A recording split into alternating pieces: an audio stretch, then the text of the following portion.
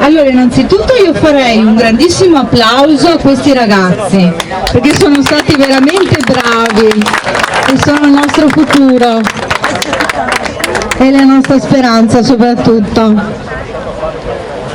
Allora, siamo qui per difendere questo luogo che è amatissimo dai mestrini, ma non solo dai mestrini. È un luogo importante anche dal punto di vista storico, della storia di Mestre e anche di quella di Venezia, visto che era a presidio e difesa dell'Arsenale di Venezia. È stato costruito dagli austriaci, al quale poi è stato anche tolto, ovviamente, con i moti rivoluzionari.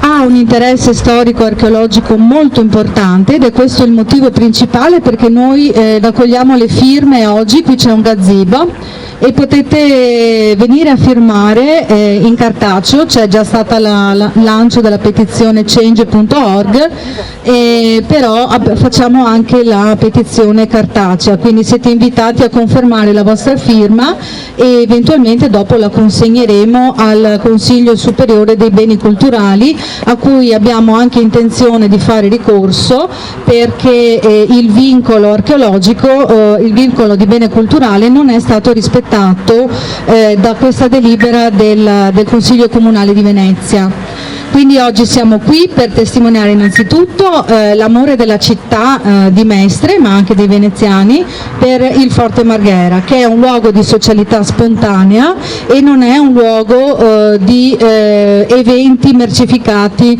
come vorrebbero, diciamo, costruirlo.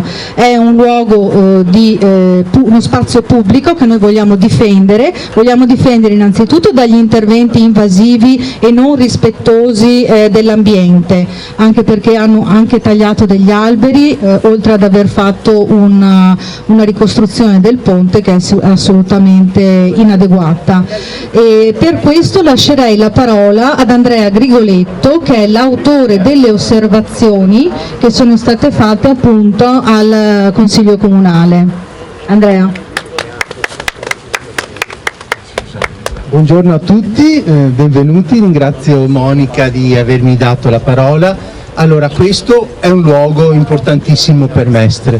Mestre, nella mentalità comune dei non esperti, è individuata come una città del sacco edilizio degli anni 50 e 60.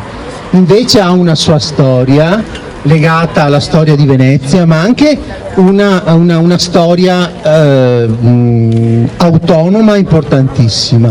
Cerchiamo di capire come il Forte Marghera si integri in questa storia. Diciamo, Mestre è sempre stata importante, diciamo dalla fine del 300, quando il più acerrimo nemico di Venezia, che è stata la Repubblica di Genova, entra nella laguna dalla bocca di Porto Sud. Passata la guerra di Chioggia, intorno al 1385, si decidono di fare tutta una serie di interventi per fortificare la laguna. L'acqua non era più ritenuta un elemento sufficiente per difendere la città. E quindi si decide di realizzare il castello di Chioggia, il Castelvecchio anni successivi a San Nicolò di Lido, e poi a fine del 300 viene trasformato il borgo fortificato caminese in quello che poi era il Castelnuovo di Mestre, di cui oggi rimane la torre in piazza Ferretto e altri piccoli resti architettonici. Poi passiamo a volo d'uccello sul 500, quando la Repubblica di Venezia fortifica le bocche di porto con i forti alla veneziana, alla moderna, per arrivare alla caduta di Venezia nel 1797. Fino al 1797 il fronte di terra non viene ritenuto un fronte importante da difendere. Ma quando arrivano i francesi, in un piccolo periodo di 6 mesi nel 1797, ma soprattutto gli austriaci durante la loro prima dominazione tra il 1798 e il 1806, ritengono che un ipotetico invasore che si fosse spinto fino ai bordi estremi della laguna, che era sostanzialmente l'abitato storico di Malghera e l'attuale parco di San Giuliano, con le artiglierie di fine Settecento poteva mettere in pensiero i quartieri più occidentali di Venezia. Che fare allora? La cosa più logica: fortificare la gronda lagunare a Mestre, e quindi viene progettato e poi parzialmente realizzato dagli austriaci questo immenso forte a pianta stellata che è il Forte Marghera. Viene poi terminato dai francesi durante la loro seconda dominazione tra il 1806 e il 1814 nelle forme attuali, e completato ulteriormente dagli austriaci durante la seconda dominazione tra il 1814 e il 1866. Ma la cosa più interessante è che tutto quello che noi vediamo, scusa, mi tieni questo un secondo, grazie. Ecco, tutto quello che noi vediamo non è frutto del caso, è un bellissimo pratone verde, come lo chiama il mio amico Francesco Brunello, però in realtà noi ci troviamo di fronte a un complesso sistema fatto di tre cose sostanzialmente: la struttura interna, che poi chi vuol venire facciamo una visita guidata, l'acqua, i canali, quindi l'acqua contorna la città di Venezia e contorna il Forte Marghera, e poi le strutture esterne, che sono tre lunette: la lunetta di nord-est, la lunetta di nord-ovest e la lunetta ovest verso via Torino. Quindi questo bellissimo prato sì è naturale, ma è anche frutto dell'opera dell'uomo, del progetto degli ingegneri austriaci e del lavoro delle maestranze italiane. Vedete che come il prato sia in rilievo, ci sia un dislivello. Questo dislivello non è frutto del caso, è frutto della progettazione. Quindi noi qui ci troviamo a tutti gli effetti all'interno di un bene culturale, e giustamente nel 1980 il Ministero dei Beni Culturali ha vincolato questa lunetta, la lunetta occidentale, quella di via Torino, tutto il forte, e negli anni successivi è stata vincolata anche la lunetta di nord-est, dove vedete quel boschetto, arrivando a vincolare addirittura prati oltre Viale San Marco. Ecco perché questo intervento che ha in progetto di fare il Comune di Venezia, diciamo che il Comune di Venezia è entrato in possesso, quest'area è stata militare un uso militare fino al 1996. Il Comune di Venezia, e questa è un'importante cosa che va detta, perché le grandi battaglie ambientali e culturali non tutte si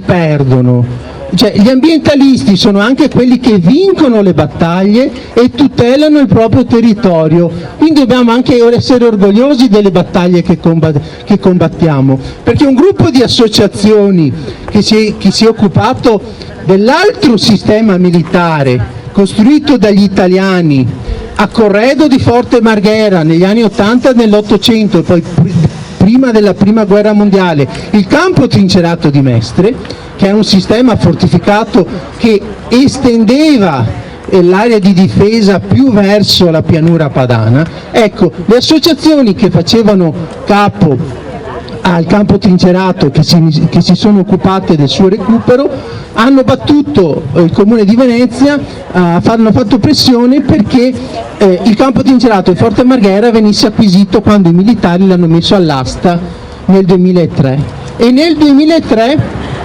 il forte è stato acquisito dal Comune di Venezia, è stata fatta la delibera in cui ha esercitato il diritto di prelazione all'asta. All'epoca era un comune ricco, c'erano tutti i soldi del Casinò, era la fase pre-Mose, quindi i soldi della legge speciale arrivavano fin sopra le orecchie al Comune di Venezia.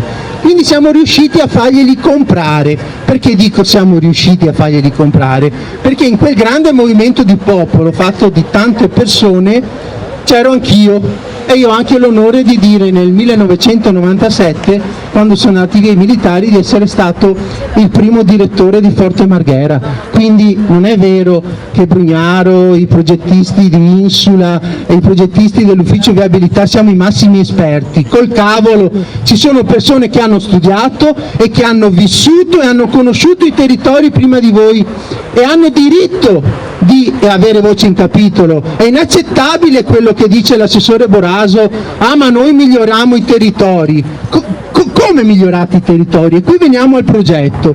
Il progetto che ha presentato il Comune di Venezia è assolutamente orripilante, è la negazione della natura storica dei luoghi. Il primo peccato mortale, e mi rivolgo agli addetti ai lavori, qui si è usato l'indicibile. I progettisti dell'ufficio viabilità del comune, i geometri dell'ufficio viabilità del comune vogliono riprogettare la sagoma storica e ambientale dei luoghi. Ma che credono di essere? Dio creatore? I luoghi sono stati creati così dalla storia e così dobbiamo tramandarli ai nostri figli e alle generazioni future. Quindi il fatto di dire noi miglioriamo il forte, come ha detto Brugnaro e Boraso, è inaccettabile. Ma cosa vogliono fare? Prima di tutto vogliono sostituire il prato, vedete c'è prato, guardate c'è erba, non siamo dei visionari, questa erba la vogliono sostituire con uno strato di ghiaione e sotto il ghiaione, perché ovviamente bisogna creare una fondazione in calcestruzzo, prima cosa. Seconda cosa, vogliono risagomare le pendenze del forte perché vogliono creare delle pseudoscoline di biofitodepurazione. Ma cosa c'è di meglio di biofitodepurazione che non l'erba naturale che cresce? E poi cosa vogliono fare? Vogliono realizzare un impianto di illuminazione ex novo e vogliono piantumare in mezzo al prato gli alberi. Dico io, tutti amiamo gli alberi, io vengo da Tessera e sono vittima dello scempio che è stato fatto e che si sta perpetrando in aeroporto, su un'area meravigliosa piantumata negli anni 50 dall'aeronautica militare italiana che adesso si vuole completamente sradicare. Quindi io amo gli alberi, ma non si possono piantare gli alberi dove c'è un prato. È come mettere la Nutella nella pasta asciutta. Ai tedeschi piace, ma a noi no, a noi ci fa assolutamente schifo. Quindi gli alberi vanno messi dove la natura li ha posizionati e non dove la storia non li ha mai visti negli ultimi 200 anni. E ultima cosa, last but not the least, in mezzo a via Forte Marghera, guardate che neanche via Forte Marghera è un accidente della storia, ma lo sapete perché via Forte Marghera è così lineare? Perché ospitava la rotaia del tram a cavalli che portava a San Giuliano. E cosa ci fanno in mezzo a via Forte Marghera sbancando una parte di prato? Secondo voi cosa può fare Boraso? Una rotonda. E dulcis in fundo, quando sono stato alla conferenza di servizi, perché ricordatevi bene, tutti i portatori di interesse, in base a una riforma della legge 241 sulla trasparenza amministrativa, possono partecipare alle conferenze di servizio dove si decide del futuro dei nostri territori. Io sono andato e ho voluto guardarli nella musagna queste persone, ho voluto che le cose me le raccontassero davanti. E mi dicono, è previsto un golfo del bus, è previsto un golfo del bus. Io non sapevo cos'era sto cavolo di golfo del bus. Cioè, l'indicibile, vogliono fare un capolinea delle autobus qui dentro, signori miei, dentro il prato storico della lunetta 13 di Forte Marghera. Hanno osato l'indicibile. Ma un'altra cosa mi è stato detto alla conferenza di servizi, è la cosa che mi ha fatto raccaponare la pelle, che hanno l'assenso informale preventivo della soprintendenza di Venezia. Cioè tutto questo è stato autorizzato dal Ministero dei Beni Culturali. Noi diciamo no, noi vogliamo un Ministero dei Beni Culturali che ci difenda, che deve essere un soggetto terzo, più alto, più nobile, che ci metta a riparo dalle dinamiche elettorali, perché è ovvio che questa è tutta un'operazione elettorale fatta in previsione del voto di settembre, è logico. Quindi noi, lo dico qui formalmente, con le forze che abbiamo, nei confronti della soprintendenza, che è il principale responsabile di questo scempio, perché da un punto di vista io posso anche ammettere che Boraso non sa quello che fa, ma gli architetti della soprintendenza no, chiederemo un processo culturale nei confronti della soprintendenza di Venezia, poi magari anche un processo amministrativo, ma a me interessa meno. Queste persone vanno sbertucciate, perché questi interventi non vanno autorizzati. Dove hanno studiato conservazione? Quale facoltà di architettura gli hanno dato la laurea? Hanno usato l'indicibile, si sono fatti Dio creatore di nuovi valori paesaggistici. Non solo, questo luogo, e mi accingo verso la chiusura, questo luogo è importante anche sotto un altro punto di vista. Nel 1848, in piena fase di governo austriaco, Venezia osa fare una cosa inimmaginabile. La cittadinanza decide di ricreare la Repubblica di Venezia. Ma come? Attraverso una cosa indicibile, un'insurrezione popolare, guidata dai patrioti Manini e Tommaseo, che scacciano gli austriaci dalla città di Venezia e, sapendo l'importanza culturale di Mestre, si attestano sul Forte Marghera. Da qui poi il 27 ottobre del 48 fanno una sortita sbertucciando gli austriaci guidati da Radetzky, che però non la manda giù.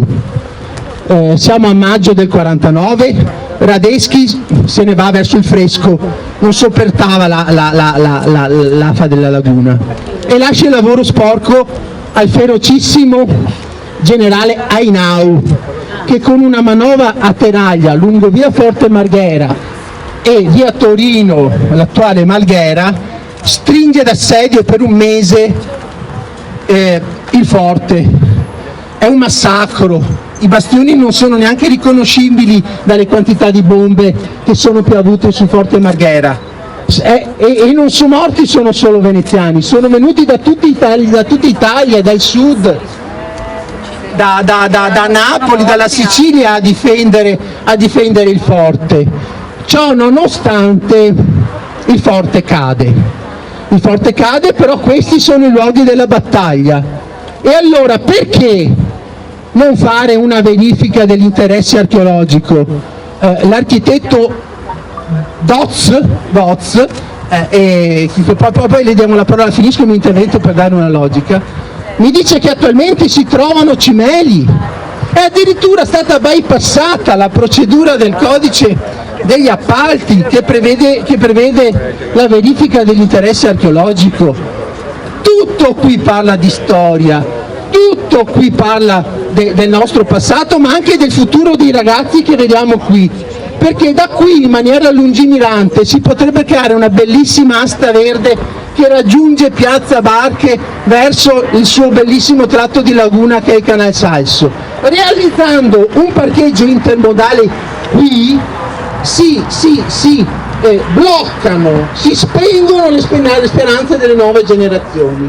E allora, con le forze che noi abbiamo come operatori culturali, abbiamo intenzione di affrontare questo processo culturale alla soprintendenza di Venezia, con tutte le forze argomentative che abbiamo. E però ai cittadini chiediamo solidarietà, perché Venezia non possa essere privata della sua storia e non possa essere privata del suo futuro. Grazie.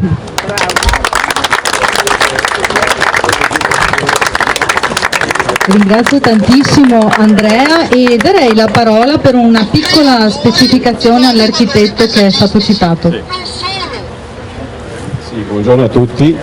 No, niente, la cosa è molto semplice, io abitavo qua vicino, da bambino questo era il mio luogo di gioco, quindi tutti noi ragazzini praticamente non facevamo altro che scavare o a un certo punto giocare qua intorno e i reperti affioravano da soli e quindi non c'è niente da scoprire. In realtà questo luogo è un luogo ricco di storia, non più di 50 metri più là trovai una moneta del Lombardo Veneto, ci sono ancora i bottoni, a volte trovavano anche ossa, purtroppo anche umane perché erano molari o chissà cosa erano stati nel tempo questi ritrovamenti, però rimane il fatto che una delle cose più singolari, e fece un articolo su un post e anche sul Gazzettino, è che questo è l'ennesimo parcheggio scambiatore, ce ne sono ben 7 o 8 e sono tutti inutili e tutti praticamente non utilizzati.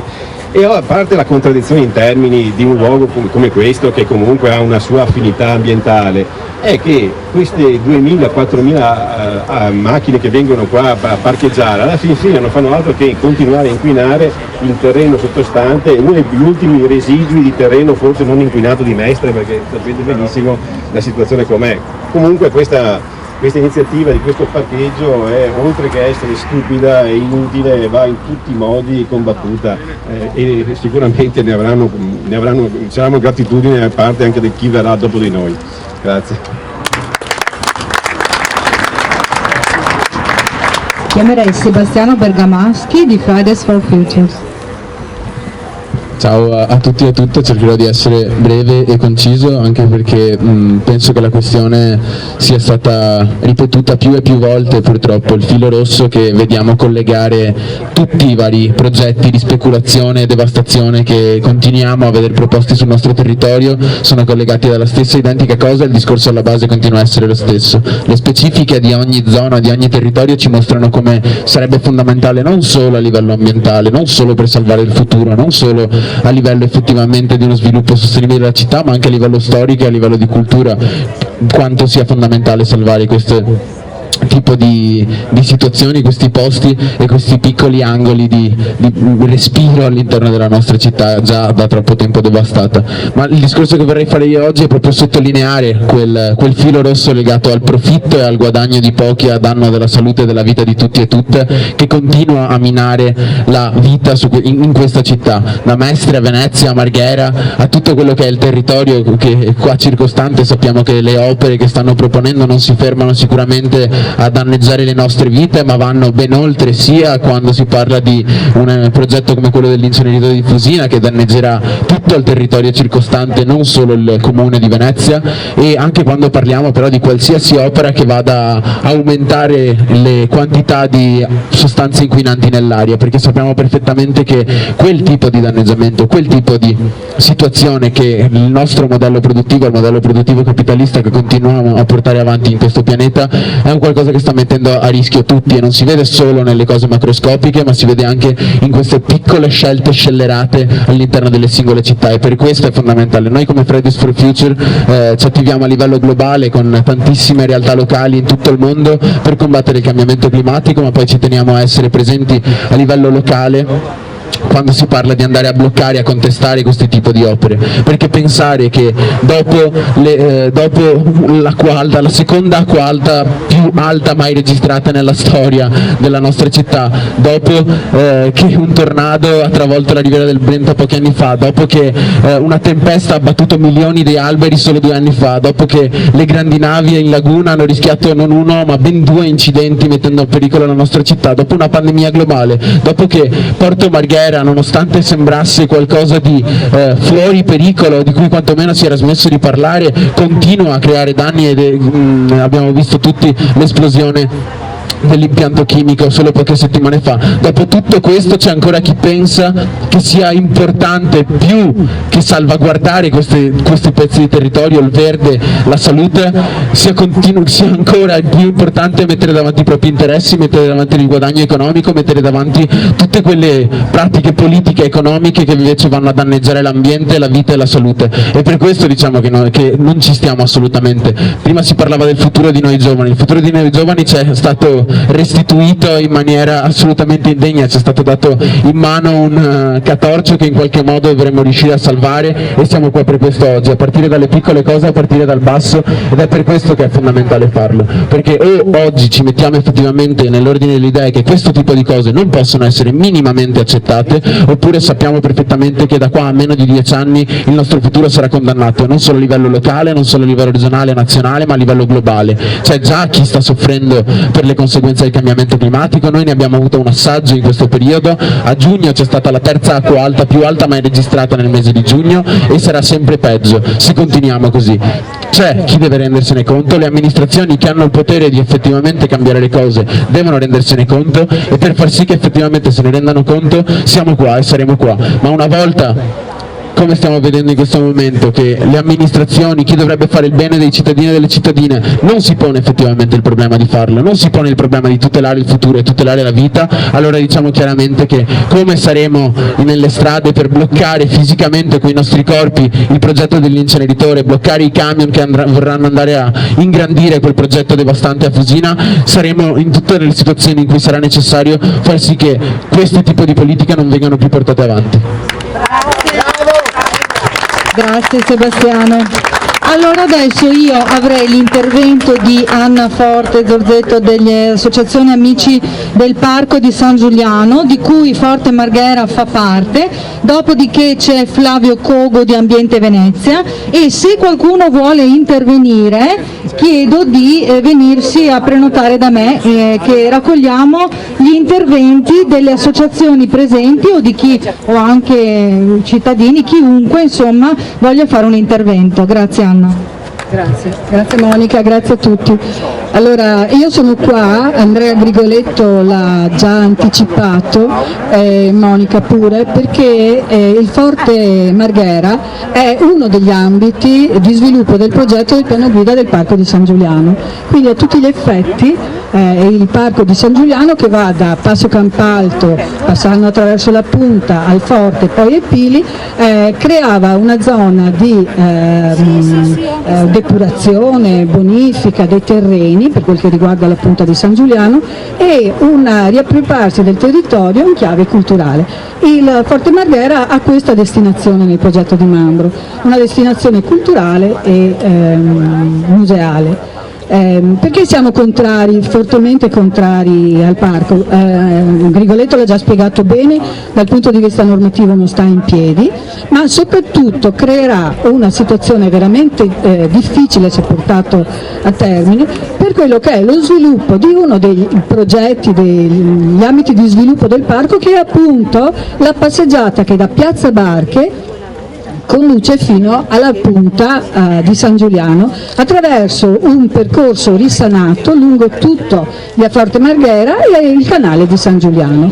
È una speranza di una generazione di mestrini che oggi ha più di 60 anni ed è qua. Io vedo molti di quelli che hanno sostenuto nel passato questa scelta. Noi vogliamo lasciare il testimone ai ragazzi, perché questo è un intervento che la città di Mestre, ma l'intero territorio metropolitano, perché voi sapete che il Parco di San Giuliano ha frequentato in ampissima parte la gente che proviene da tutta la città metropolitana, proprio per le sue valenze di zona e di tempo libero, di sport, zona di cultura, e soprattutto l'ultimo avamposto che riconsegna la città alla laguna, perché Mestre è una città anfibia e questo è un forte di terra ma è un forte di acqua, che è una caratteristica unica per noi, ed è questo che dobbiamo comunque tutelare.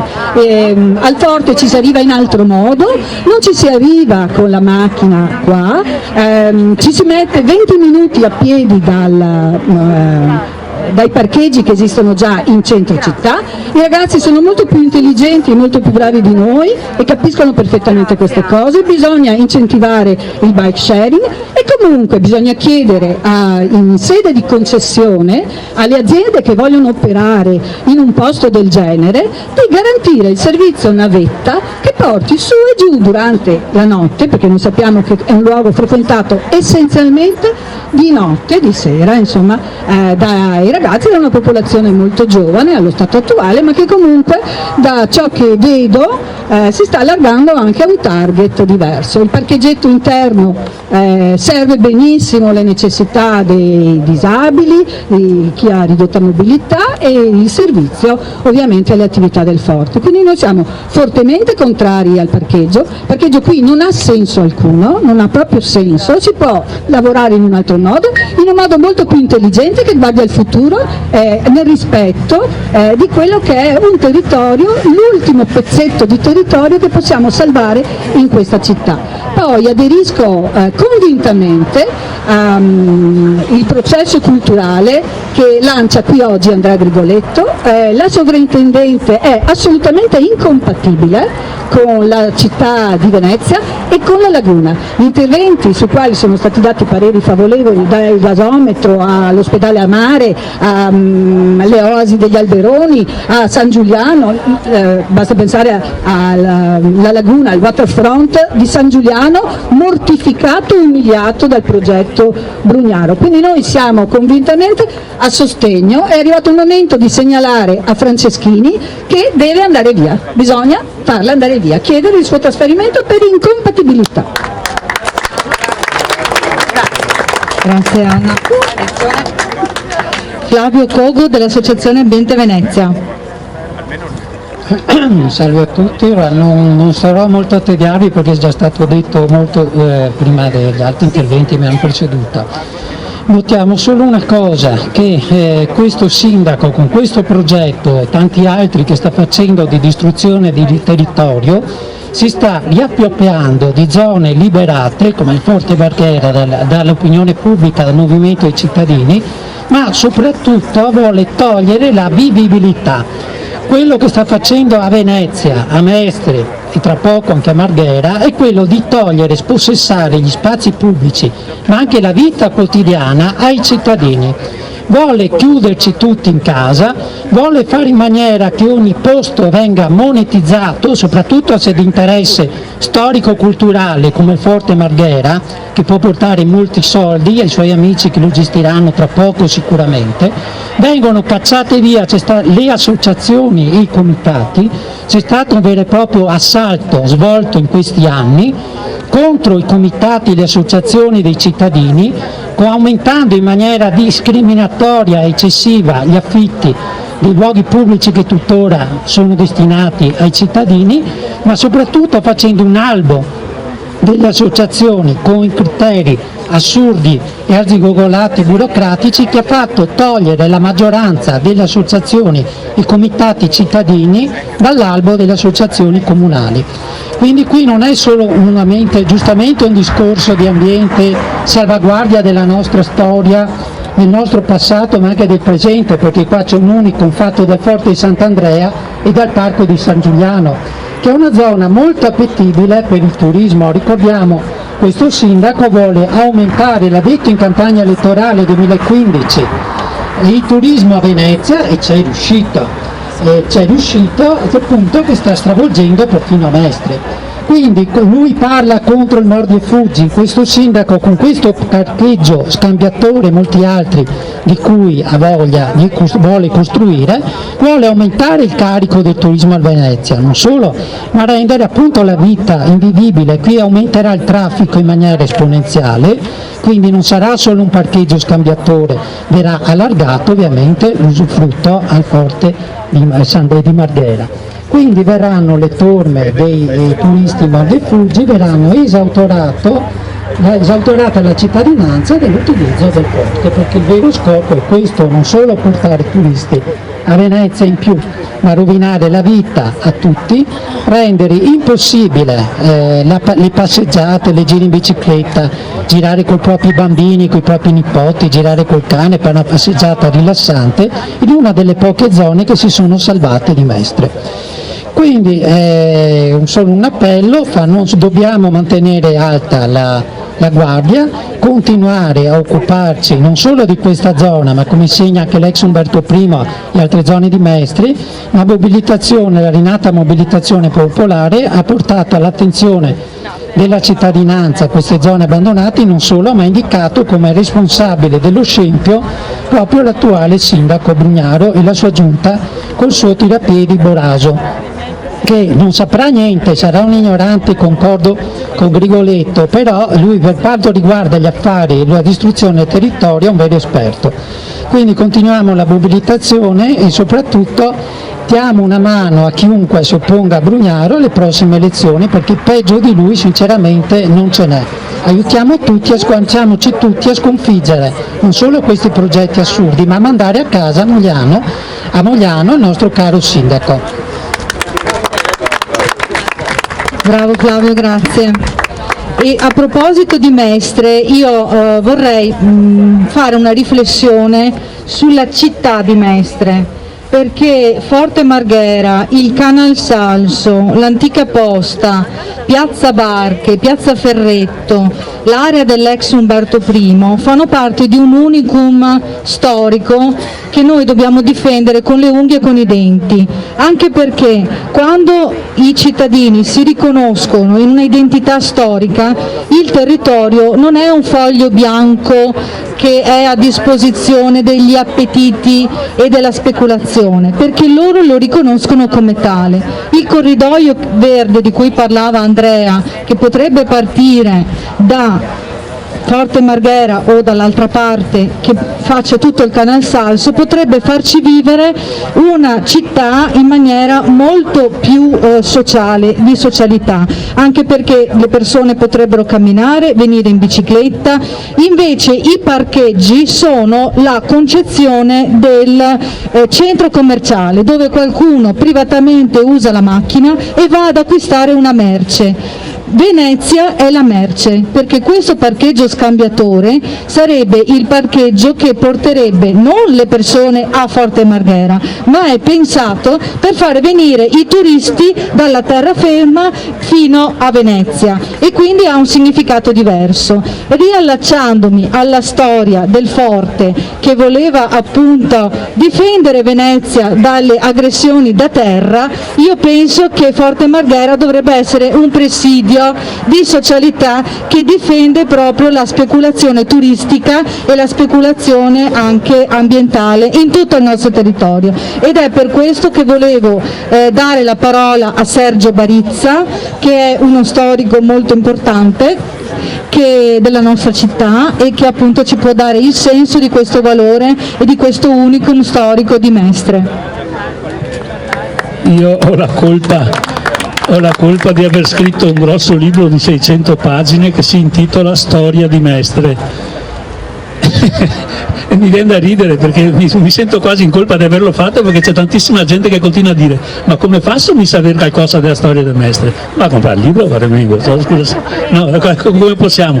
Va bene che ogni tanto faccio qualche conferenza, vado per le scuole, eccetera, di qua e di là, però questo per dire che c'è una ignoranza crassa, lo dicevi prima. Crassa vuol dire voluta, vuol dire no, che nessuno va a tirar via, va a disboscare quel boschetto di ignoranza, e che è molto diffusa anche a livelli alti, a livelli di burocrazia, di sovrintendenza, eccetera. Per cui Mestre è una non città, tenetelo presente signori. Mestre, 200.000 abitanti poco meno, è una non città, non esiste. Non esiste.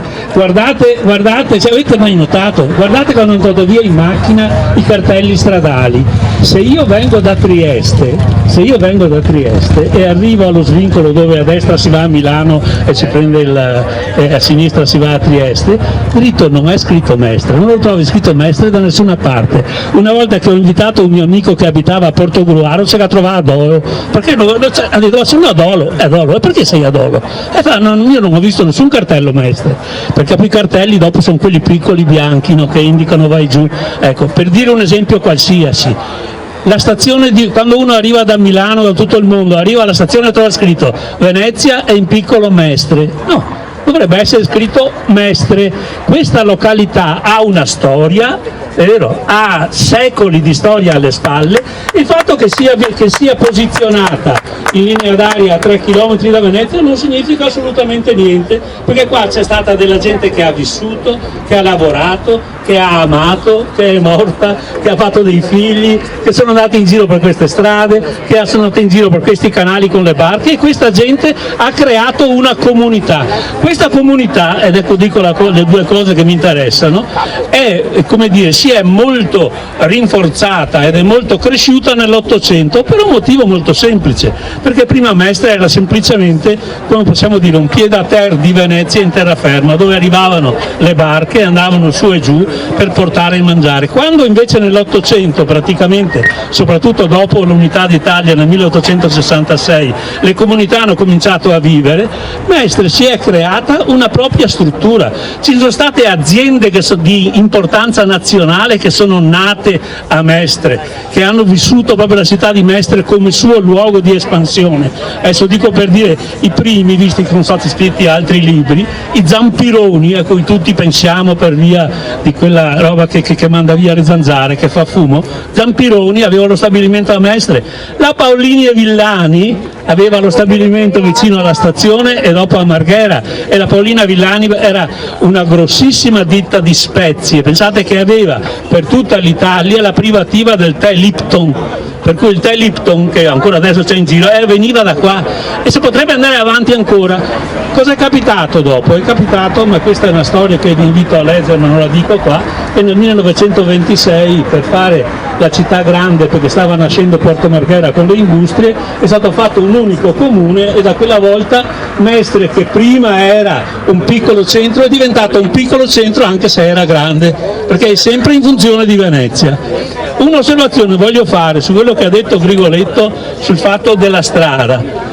Voi pensate che il comune di Mestre aveva pensato di fare il tram, ancora mi pare vagamente nel 1880-81, è stato tutto fermo per una decina d'anni perché la strada finiva pressappoco là, e i militari da Roma non davano il permesso di fare il pezzo di strada per andare fino a San Giuliano, perché la strada passava troppo vicino al forte, capito? Ecco, hanno dovuto aspettare 10-12 anni, dopodiché a forza di tira e molla di politici amici, di altre cose, hanno dato il permesso, e il primo tram nel 1891, mi pare, qui l'ho trainato a cavalli, è passato su questa strada. È una piccola osservazione sul Pratone. Il Pratone è fondamentale perché fa parte del forte, perché nella logica di un forte si deve vedere il nemico se viene avanti. Adesso non ha più senso perché aerei, quello che c'è, non serve più niente, ma quella volta aveva senso, no? E allora qui, prima che facessero il forte, c'erano gli alberi, come tu dicevi, che erano nati da chissà quando. Hanno raso tutto perché? Perché era funzionale al forte che ci fosse uno spazio vuoto e che si vedesse chi eventualmente arrivasse, ed è per quello che non volevano dare il permesso della strada. Ci siamo? È tutto legato. No? Noi adesso, se teniamo questa cosa e lottiamo perché questo avvenga, abbiamo anche questo, apporto storico, che non è una cosa da poco, perché dopo, e finisco, questa è la memoria sulla quale si è costruita l'identità di Mestre, perché il discorso del 1848 è legato proprio alla città di Mestre, perché chi ha conquistato il forte, quando c'erano dentro gli austriaci, sono stato un gruppetto di mestrini, la maggior parte erano barcaioli e gente che lavorava sul canale Salso, che sono arrivati qua, hanno trovato il ponte levatoio alzato e chiuso, cosa hanno fatto? Hanno detto, saremo noi altri per non andare dentro, quindi hanno fatto il giro dei canali e sono andati dentro al forte costeggiando con le barchette il canale, e hanno preso gli austriaci dentro, i quali hanno detto, siete qua. Stavano arrivando altri austriaci in aiuto da Venezia, hanno fatto un casino pazzesco, sbattendo roba sui muri, sparando a caso, eccetera. Le due scialuppe che stavano arrivando hanno fatto marcia indietro e sono tornate verso Venezia. E così hanno preso il forte, che dopo è rimasto loro fino al 49, con gli ultimi 2 o 3 mesi terribili, perché su questo spiazzo del Pratone, praticamente il generale Ainau faceva avanzare ogni notte i suoi, costruendo una trincea dietro l'altra in avanzamento, no? E dopo fatto dei massacri terribili dentro, quelli che sono riusciti a scappare sono scappati, gli altri ci hanno rimessi tutti quanti la vita, per cui questa roba qua, quando il comune di Mestre ha cominciato a funzionare, è diventato un simbolo per Mestre. Pensate che l'unico monumento che c'era a Mestre fino a qualche anno fa, dopo ne hanno fatto qualche altro a Mari, che bruttino, ma l'unico monumento che c'era era la colonna di Piazza Barche. Perché? Perché ricordava proprio l'evento del 27 ottobre, l'uscita dal forte, la conquista di Mestre da parte dei veneziani, di tutti gli italiani che combattevano dentro al forte, ed è rimasta quella gloria lì a testimoniare Mestre. Per cui grazie di quello che fate, cercate di leggere qualche libro di storia, cercate di informarvi bene, cercheremo di regalarne qualcuno ai tecnici comunali, ma non serve, credo. Grazie Sergio. Nella torre Hybrid c'è la foto di Boraso con il coraggio del fare. Se questo è il coraggio del fare, allora no, grazie, ecco. Do la parola a Roberto Trevisan. Sì, ciao a tutti, molto velocemente perché il sole sta facendo la sua parte. Oggi c'è una delegazione nutrita di anche tanti cittadini di Marghera, in particolar modo legati al Comitato Marghera Libera e Pensante, l'Assemblea Permanente contro il rischio chimico, perché ovviamente siamo anche noi contro questo progetto che è ovviamente, come hanno detto tutti, un progetto di speculazione, punto a capo, che ci rischia di togliere una parte importante di un bene che è comune. Però volevo aggiungere sempre velocemente che è indubbio che questo periodo purtroppo che stiamo vivendo di pandemia, che ci costringe tutti con la mascherina, dovrebbe aver sviluppato fino in fondo un ragionamento importante sulla difesa della salute e dell'ambiente, sulla tutela del corpo, della salute appunto, e questo dovrebbe essere un elemento centrale nelle politiche amministrative della Giunta Comunale Brugnaro e anche di quella regionale di Luca Zaia. Di tutto questo non vediamo assolutamente nulla, anzi il contrario di questo. Speravamo e pensavamo e ci stiamo battendo perché ci sia un'inversione di tendenza, perché non si ritorni più a quella normalità sbagliata e perciò quel sistema produttivo sbagliato che ha determinato appunto gli ultimi centinaia di anni almeno in questo territorio. Volevamo appunto e vogliamo cambiare assolutamente rotta, però questo non lo vediamo appunto nelle amministrazioni che continuano con progetti come questo. E non è il solo purtroppo, prima ne venivano elencati altri, quello appunto del Parco San Giuliano, dell'Umberto I, eccetera. L'idea, la scelta che hanno queste amministrazioni è sempre quella di ristrutturare appunto le città in base agli interessi privati. In questo momento, l'abbiamo detto tutti, sono quelli in particolar modo del turismo, non c'è scampo, la Marghera appunto e la Mestre turistica è nella mente appunto del sindaco Brugnaro, che sta facendo di tutto perché questo avvengano, le migliaia di posti letto che ci sono a Mestre e anche a Marghera e quant'altro. La Mestre è dormitorio per i turisti, una volta era dormitorio per gli operai, ma anche la stessa Marghera vive una serie di progetti terribili, come quello appunto che veniva accennato prima sull'inceneritore di Fusina. Ci stiamo battendo veramente fino in fondo con tutti i comitati che sono qua presenti per riuscire a bloccare questo progetto, che è un progetto infame, che punta ancora una volta appunto a bruciare i rifiuti, che oltre appunto a tutti gli aspetti ambientali che sapete tutto, insomma diossine e quant'altro, ripropone proprio quello che prima dicevo non vogliamo, cioè il ritorno al passato. Noi vogliamo invece un futuro dove anche il ciclo dei rifiuti sia basato dal punto di vista ambientale, ecologico, eccetera, sul riuso, la riduzione e quant'altro. Questo è il futuro che vogliamo e per questo futuro siamo sicuramente qua, perché questo è un anello, come dicevo prima, di una catena enorme che dobbiamo e vogliamo bloccare. L'unico modo sono quelle appunto delle mobilitazioni come quella di oggi e le tante che faremo anche nei prossimi mesi. Grazie. Grazie Roberto. E adesso c'è Laura Pederzolli, largo ai giovani e soprattutto alle donne di Fridays for Futures. Ciao a tutte e ciao a tutti, intanto grazie per essere qui.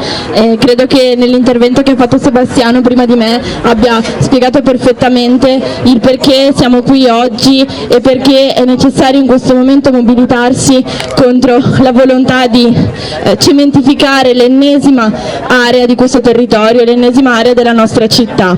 Per questo adesso alcune attiviste e attivisti di noi pianteranno simbolicamente un albero. Vogliamo piantare quest'albero per simboleggiare il fatto che come giovani rivendichiamo un futuro degno per la nostra città, rivendichiamo giustizia climatica, vogliamo che le politiche di questo territorio e le politiche di questo paese finalmente mettano al centro la salute pubblica anziché i loro profitti. Allora, come giovani di Fridays for Future è da più di un anno che scendiamo nelle piazze per rivendicare giustizia climatica, contro i cambiamenti climatici e contro le grandi opere, e in migliaia e migliaia nell'ultimo anno abbiamo attraversato le strade di tutto il mondo e anche qui a Venezia.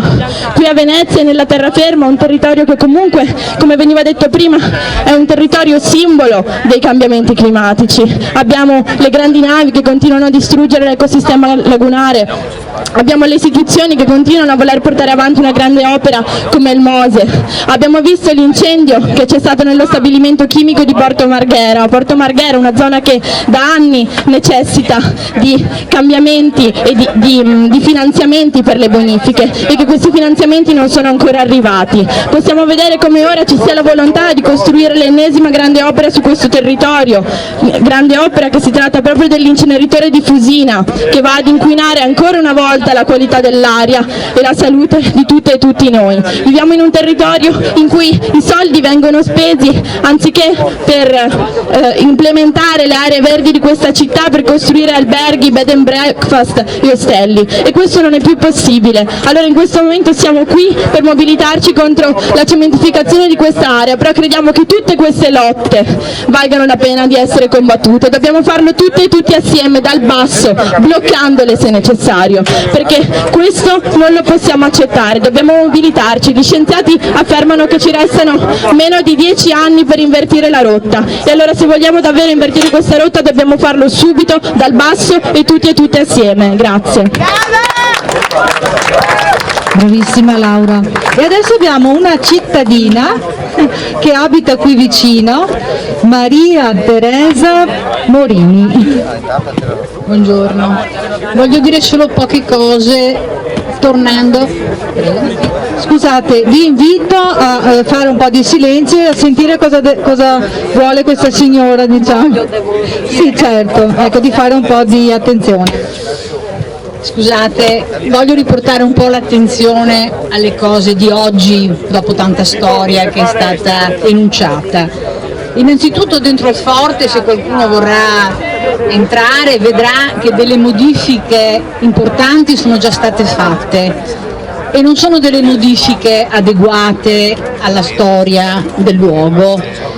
Quella che era la bella baia, chiamata così, e che aveva prato, darsena, ma qualcuno lo chiama baia, ma è una darsena, è stata completamente coperta di ghiaione, e adesso sopra c'è una pedana per gli eventi serali, eventi che il sindaco si è compiaciuto in un suo video su Facebook di dire: venite qui a divertirvi la notte, siamo aperti fino all'1, si mangia, si beve sopra questa diciamo distesa di ben altro materiale che non il prato naturale. Ovviamente nessuno può più andare di giorno come si faceva un tempo, portando bambini o stando con amici a godere di questa frescura, perché su quella pedana non si può distendere nessuno. Il secondo aspetto invece sul quale vorrei far raccogliere la vostra attenzione è che questa situazione si sta lentamente collegando con tutto quello che sta accadendo verso la parte di Bissuola Sud. Io ho fatto parte a suo tempo di coloro che hanno con le proprie forze cercato di manifestare contro la realizzazione della Vallenari bis, che è stata in realtà poi realizzata nel quartiere di Suola Sud. E qui vi voglio raccontare un episodio che è abbastanza sintomatico, forse è apparso sulla stampa ma può essere sfuggito a molti, almeno a quelli che non hanno partecipato a quei giorni, durante i quali abbiamo avuto anche l'aiuto dei ragazzi nelle nostre manifestazioni. Cioè, adesso il quartiere lì in fondo, dopo un repulisti esasperato della vegetazione locale, autentica e autoctona, che evidentemente sembrava solo una serie di sterpaglie, e non è vero, c'erano alberi di una certa età, vediamo che è stato imposto praticamente un tipo di vegetazione da arredo urbano. All'epoca mi ricordo che Boraso ci disse: avrete tutti gli alberi che volete, sì, ma ad arredo urbano, non la naturalità come questa naturalità che ci circonda ancora. Quindi il quartiere risponde a questo tipo di prospettiva che vediamo praticata in tante parti della città: eliminare il verde autoctono, spontaneo, sostituire con una sorta di arredo nel quale inseriremo le piste ciclabili, eccetera eccetera. Ora quel quartiere ha avuto l'approvazione finale, definitiva di un PEP l'altro anno, con, come purtroppo ce l'aspettavamo, la previsione di edifici altissimi, torri fino a 43-50 metri fuori terra, che apparirebbero proprio più vicino, perché non siamo tanto lontani. Bene, giorni fa leggiamo che l'assessore De Martin dice sostanzialmente che il piano è desueto, che non risponde più a determinate esigenze. L'hanno approvato l'altro anno e quest'anno, un anno di differenza, ci vengono a dire, dopo che avevamo tentato in tutti i modi, richiamando anche all'autotutela amministrativa eccetera, di bloccare una certa situazione, ci viene a dire che è sostanzialmente vecchio e superato. Queste cose non sono credibili, queste prese di posizioni non sono credibili all'interno di un'amministrazione, perché i piani li hanno portati avanti fino alla fine, hanno realizzato gli espropri, hanno compromesso in realtà una determinata zona della città, adesso il piano non è più all'altezza delle aspettative. Attenzione, era stato previsto perché si pensava che a Mestre sarebbero arrivati 60.000 nuovi residenti in un momento in cui, come sappiamo, purtroppo sia Venezia che Mestre perdono questa residenzialità. Allora, alla conclusione di questo discorso è quella di restare sempre molto attenti a queste varie operazioni che sono in corso, perché sicuramente sono tutte dentro all'interno di un'unica ottica, che è già stata espressa chiaramente da chi ha parlato prima di me. Quindi ci sono dei vantaggi sotto queste operazioni, che possono andare verso lo sfruttamento turistico ad oltranza su Venezia. D'altra parte chi conosce Camarcello sa che cosa è sorto lì, di orribili dormitori, e come tante altre situazioni che sono su questa strada. Quindi quello che resta è proprio veramente quello di difendere queste originalità, queste autenticità che ancora rimangono. Dietro la cosiddetta parola riqualificazione, che è sempre stata ben proclamata dai nostri amministratori, c'è in realtà la totale intolleranza a far sì che i luoghi restino come la storia ce li ha consegnati o come sono nati ab origine, perché il parco di San Giuliano è nato per essere un parco, non per essere qualcos'altro, non per essere la sede di grandissimi concerti o eventi che ancora chissà mai se si potranno fare. Quindi queste trasformazioni sono molto insidiose e pericolose, per cui restiamo uniti e speriamo anche che in Mestre, nella cittadinanza di Mestre, si sviluppi una coscienza che a mio avviso vedo ancora molto tiepida. Grazie. Grazie signora Morini. Adesso chiamerei Elisabetta Tiveron della lista Tutta la città insieme. Elisabetta, aspettami. Sì, buongiorno a tutte e a tutti.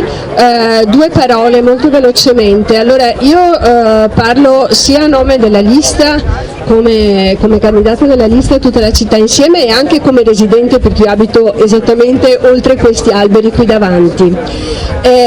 Quello su cui volevo portare l'attenzione è l'importanza che ha questa manifestazione di oggi, questo luogo in cui ci troviamo e quello che si sta portando avanti qui in relazione a tutto quello che è accaduto negli anni e che tuttora sta accadendo sulla Gronda lagunare, perché io che qui ci vivo, io mi sento un abitante della Gronda e penso che chi abita anche in altri luoghi di questa fascia abbia presente di che cosa parlo.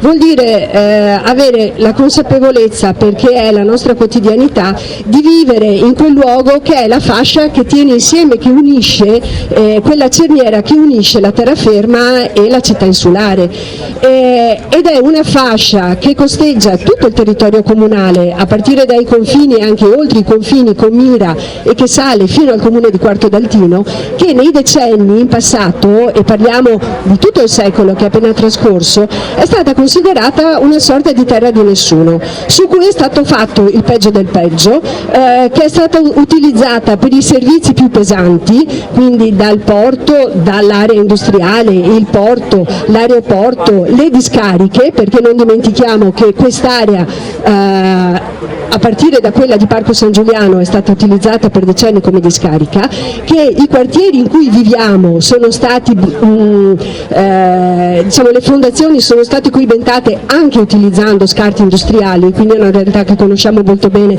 appunto anche come abitanti. Tutta la fascia di Gronda riveste un'importanza veramente fondamentale di unione delle parti di città, di questa città costruita nell'acqua, ma anche dell'altra parte di città che è quella anfibia su cui ci troviamo, che è completamente permeata dall'acqua. Allora, portare l'attenzione e usare questi momenti, non dimentichiamo che abbiamo in corso questioni legate tuttora all'aeroporto, con la questione della bretella, c'è la questione inceneritore che è già stata più volte citata durante questa mattinata, e non dimentichiamo tutto il dibattito intorno al porto in questo momento. Quindi ribadire e difendere anche l'importanza storico-culturale di un luogo come Forte Marghera si inserisce in un dibattito molto più ampio e imprescindibile per la città e per il futuro di questa città, che è legato all'importanza e allo spregio con cui invece è stata considerata tutta questa fascia in passato, e io penso che questa sia una battaglia fondamentale per il futuro della città e che dovrebbe davvero unirci tutti, perché l'acqua è l'elemento che ci unisce, è l'elemento che permea tutto questo territorio, anche uscendo in realtà dal nostro territorio comunale, e quindi è una battaglia che va portata avanti fino, come diceva Andrea Grigoletto in apertura di manifestazione, fino ai livelli più alti, e quindi va portata fino a Roma, assolutamente, tutti insieme. Grazie. Grazie Elisabetta. Adesso avremo l'ultimo intervento in elenco, se qualcun altro vuole intervenire me lo dice. In ogni caso fra un quarto d'ora dovrebbero arrivare i ragazzi della Critical Mass e daremo loro la parola per quanto riguarda la mobilità sostenibile. Poi per chi vuole a livello individuale, perché non abbiamo il permesso, possiamo andare dentro al forte, magari mangiare qualcosa, bere qualcosa e fare una visita guidata con Andrea Grigoletto dell'Associazione Italiana dei Castelli, che ci illustra, diciamo, le caratteristiche proprio del forte. E adesso darei la parola a Nicola Usardi. Grazie Monica e buongiorno a tutte e tutti.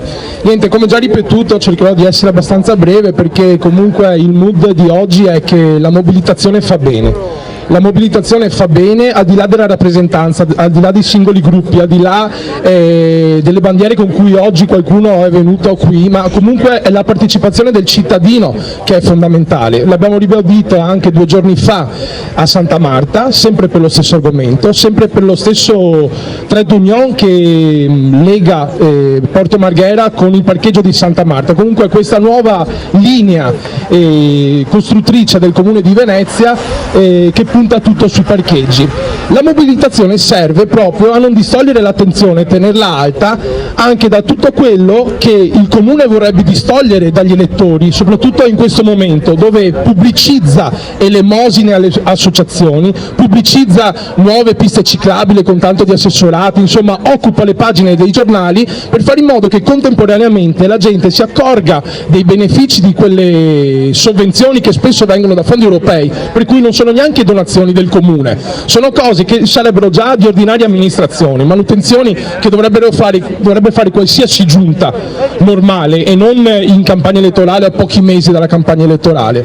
Ma la cosa incredibile è che si continua a parlare appunto di quelle donazioni, delle sovvenzioni, di tutto quello che viene fatto per alcune associazioni, per le piste ciclabili, per la manutenzione del lido in pompa magna, ma ci si dimentica completamente che sono disattese tutte le opere che puntano al recupero dei beni che abbiamo già in questo territorio. Per esempio le case, il caso del bando ERP delle case è ancora disatteso, doveva avere una risposta definitiva a giugno di quest'anno e non ha ancora dato risposta, e lo stesso vale per gli spazi che avrebbero dovuto essere assegnati alle associazioni, per cui c'è una linea precisa di voler costruire qualcosa di nuovo, di cementificare e di erigere nuove costruzioni invece di recuperare il patrimonio esistente. Noi a Venezia tra Venezia e Mestre abbiamo circa 3.000 case sfitte. Voi potete immaginare cosa siano 3.000 case sfitte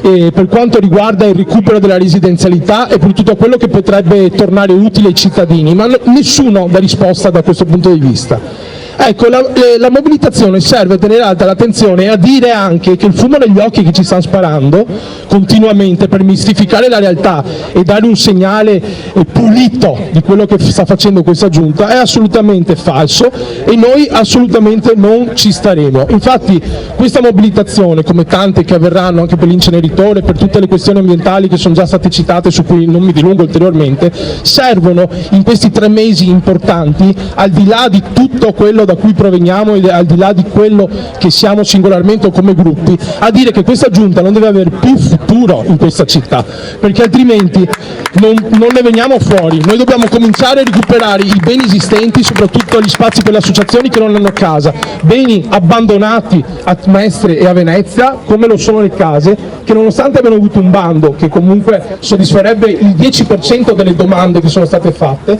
non hanno ancora avuto risposte, per cui continuiamo a mobilitarci. Ringrazio di nuovo tutti, non aggiungo altro perché i contenuti sono stati molto molto profondi. Grazie a tutti. Grazie Nicola. Adesso direi che possiamo anche fare delle conclusioni. Ricordo che c'è una raccolta firma cartacea che si affianca a quella di Change.org. Per chi non avesse firmato, prima di andare via invito a venire al gazebo a firmare. Adesso lascerei una conclusione di Andrea Grigoletto di questa manifestazione per cercare anche di fare il punto, anche per i giornalisti, relativamente alle prossime azioni che intendiamo fare anche dal punto di vista politico / legale in riferimento alla soprintendenza. Certo, allora vediamo le azioni di medio termine e poi quelle di brevissimo termine subito dopo pranzo, insomma. Di medio termine appunto c'è questa raccolta di firme innanzitutto su change.org e poi cartacea, che verrà spedita insieme alla nostra nota tecnica al Consiglio Superiore dei Beni Culturali. Questa è la prima azione. Seconda azione è quella di fare, mi auguro col più un elevato numero possibile di istituzioni culturali. Vedo qui i presidenti che ringrazio di Italia Nostra, di Venezia, di Verona. Mi auguro anche che il FAI, l'Istituto dei Castelli e le altre associazioni culturali si mettano insieme per un evento culturale, un convegno, magari di una giornata, sulla tematica del riuso e del restauro nella laguna di Venezia, in cui parlare appunto delle manomissioni di luoghi storici. Questo evento che si sta moltiplicando della caduta dei vincoli, qualcosa di inenarrabile. Fino a quando ho iniziato il mio percorso nel mondo dei beni culturali, ormai più di 25 anni fa, mai avrei pensato che un vincolo apposto venga levato. Però qui stiamo parlando di vincoli come questo delle aree pertinenziali esterne di Forte Marghera, che nei fatti viene levato. E poi nell'inenarrabile si fa, è stato levato il vincolo della torre piezometrica di Piazzale Roma, e si sta istruendo in commissione regionale del patrimonio culturale il fatto di togliere il vincolo a un grosso pezzo, 5 padiglioni dell'ospedale al mare di inizio Novecento al Lido di Venezia. Queste sono cose assolutamente preoccupanti. Ricordo solo brevemente che non si può togliere un vincolo perché si deve realizzare un parcheggio, o non si può togliere un vincolo perché un edificio è pericolante. Se l'edificio storico è pericolante c'è l'obbligo di metterlo in sicurezza, come pure non si può togliere il vincolo per un capriccio di un archistar. Il vincolo si può togliere, qui ci sono fiumi di sentenze del Consiglio di Stato, solo se il bene non ha mai avuto interesse culturale dall'inizio. Quindi il soprintendente che ha posto il vincolo ha sbagliato. Quindi ci rendiamo conto che un altro soprintendente, la gravità nel dire che il mio collega precedente ha sbagliato, ha vincolato qualcosa che non doveva essere vincolato, va gridato al mondo che questo è l'unico caso in cui si può togliere un vincolo di un bene culturale. Come pure un'altra tematica che ci siamo bevuti in tutti questi anni, è giusto di dire no. Una delle fine di Venezia, e qui mi allargo un po' da Mestre a Venezia, ma siamo diversi. Io personalmente ritengo che Mestre abbia tante e tale peculiarità, come anche la laguna, il bosco, i forti, i castelli, gli insediamenti, come detto prima, caminesi. Cioè, è bella laguna, ma è anche bella la terraferma. È bella laguna, ma è bella anche la terraferma. Una parola sulla laguna. Ci siamo bevuti il discorso: vendiamo le scuole, vendiamo le università, vendiamo gli edifici pubblici, facciamoci alberghi. Questo è il modello di sviluppo. Ma andiamo a vedere cosa dice il Codice dei Beni Culturali. Un modello di tutela che eredita le 2 leggi quadro del 39, sì, diciamolo, rompiamo questo tabù. Erano leggi fasciste, la 1089 del 39 e la 1497, ma Cristo, erano fatte bene, perché non erano fatte da regime, erano fatti da signor di intellettuali che mangiano i risi in testa agli intellettuali di questa Italietta di inizio millennio.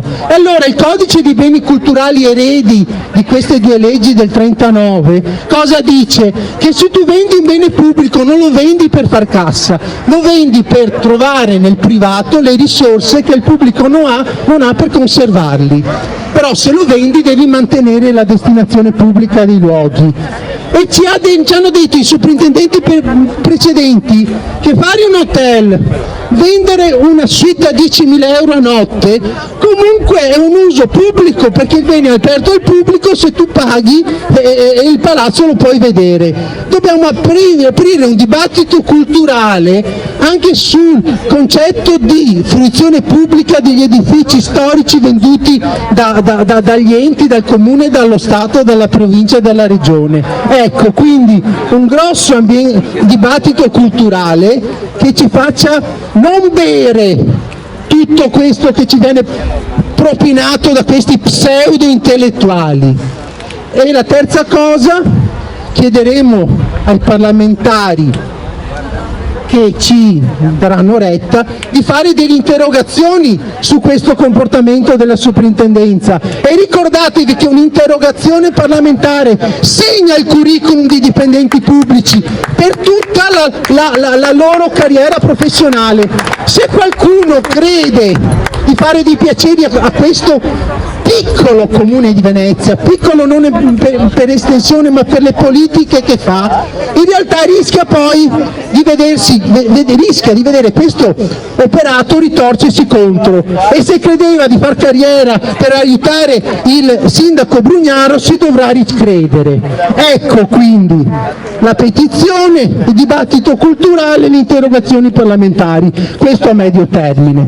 A breve termine io vi propongo, dopo che è arrivata la biciclettata e che ci siamo rifocillati nei ristoranti del Forte, che io vorrei dare un messaggio anche agli amici ristoratori di Forte Marghera che sono stati messi qui dalle giunte di centrosinistra, che adesso pensano che il loro business sia tutelato dalla giunta Brugnaro. State attenti, perché quando il quadro sarà completo, gli ultimi che faranno le spese saranno i ristoratori, perché non hanno partecipato a un bando a procedura ad evidenza pubblica, lo sanno benissimo che sono dentro la trattativa privata, e come sono entrati, non essendo stata fatta una gara, così il sindaco Brugnaro gli scovola per magari fare entrare qualcun altro che io non so chi sia, ma sicuramente sarà dietro la porta ad aspettare. Quindi dico al gatto nero, al gatto blu e al gatto rosso di non dormire sonni tranquilli e di guardarsi alle spalle.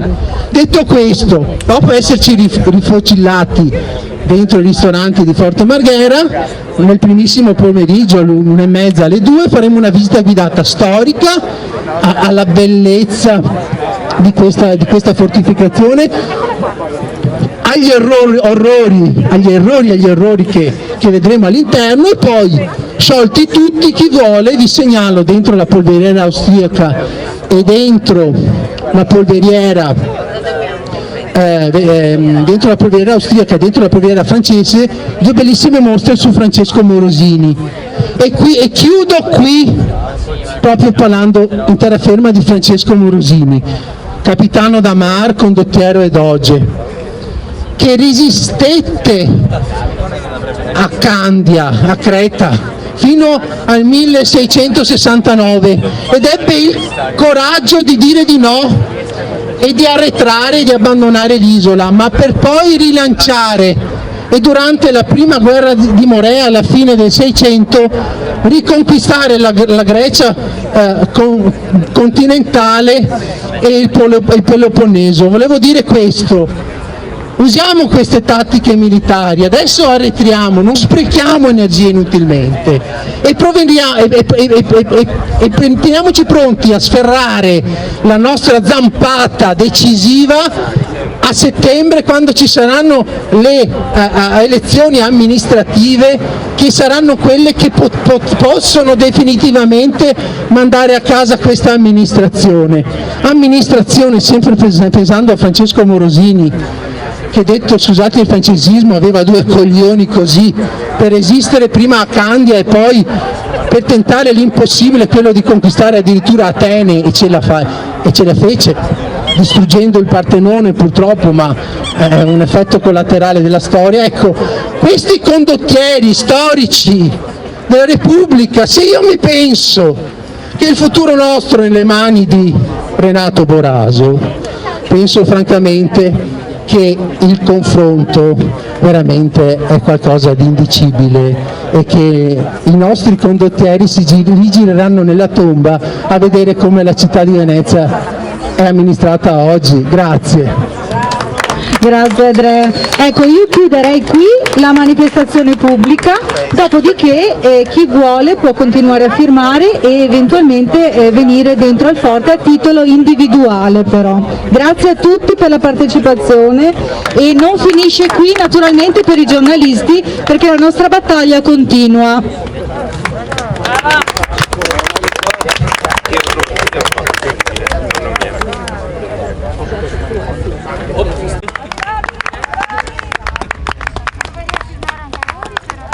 Via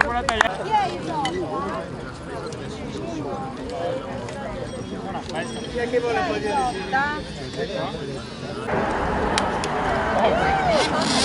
spettacolo, ora poi partito. No, dai, pedalò. Creature!